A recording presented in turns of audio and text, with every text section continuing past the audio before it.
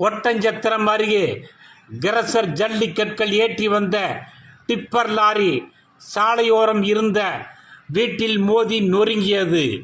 5 பேருக்கு லேசான காயம் ஏற்பட்டது.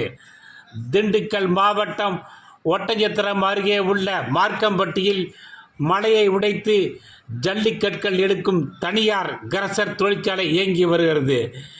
இன்று மார்க்கம்பட்டியில் இருந்து கோயம்புத்தூருக்கு பாலம் கட்டுமான பணிக்காக கிரசர் ஜல்லிக்கற்கள் ஏற்றிக்கொண்டு ஒரு லாரி புறப்பட்டது. லாரியை சிவா வயது 35 என்பவர் ஓட்டி வந்தார். லாரியில் தொழிலாளர்கள் 4 பேர் உடன் வந்தனர்.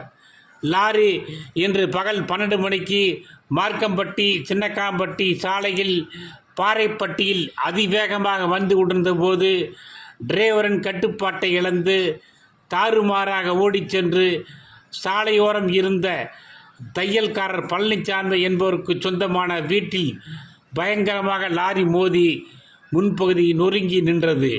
வீட்டின் மேல் பகுதி சுவரும் சேதமடைந்தது. இதில் லாரியை ஓட்டி வந்த டிரைவர் சிவா மற்றும் 4 தொழிலாளர்கள் லேசான காயம் ஏற்பட்டது. தனியார் மருத்துவமனையில் சிகிச்சை பெற்றனர்.